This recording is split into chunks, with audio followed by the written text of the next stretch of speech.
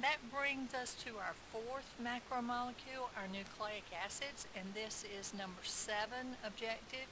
List the monomer of nucleic acids and the 3 components of a nucleotide, and name the 2 types of nucleic acids, and explain the function of each. Now, nucleic acid is made up of nucleotide monomers, and a nucleotide is made up of a sugar, a phosphate, and a nitrogenous base, or a base that contains nitrogen. And if you look at the graphic there, you can see the phosphate and the sugar at the bottom, and then it'll have one of those nitrogenous bases up there, either adenine or guanine or thymine or cytosine. And these are the monomers of nucleic acids. There are 2 types of nucleic acids. You've got RNA, which is used in protein synthesis, and DNA, that stores our genetic information. We're going to talk about DNA here. We're going to come back and talk more about DNA when we get to chapter 6. So, as far as talking about DNA here, DNA is in all our cells. It's where our genetic information is. It contains deoxyribose sugar and phosphate, and then one of the nitrogen bases as a nucleotide. And it's a double strand. It's the shape of a twisted ladder, which we call a double helix.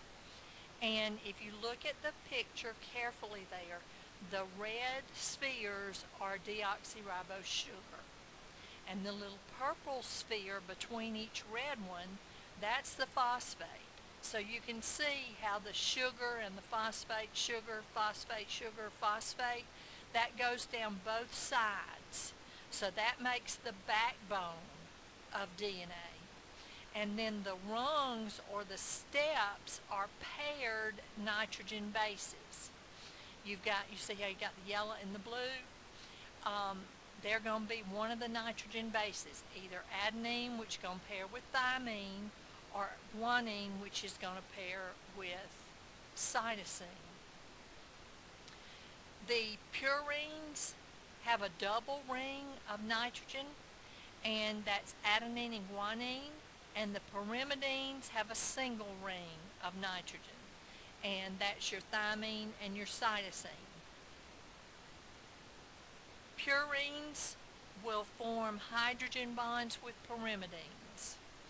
So if you look at the graphic there, A for adenine, it'll form 2 hydrogen bonds with thymine. A is a purine, thymine is a pyrimidine. And then C, which is a pyrimidine, will bond 3 hydrogen bonds with guanine, which is a purine.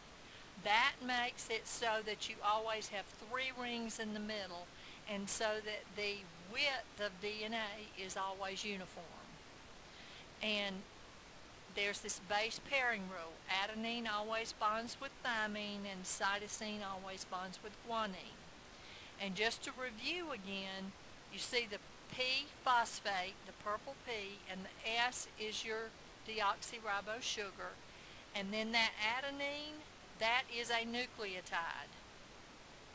The second P on the left and the S, that's phosphate and deoxyribose, along with the C for cytosine, is another nucleotide. And then the third P on the left at the bottom with the deoxyribose sugar and the G for guanine is the third nucleotide. That makes up one side of the ladder.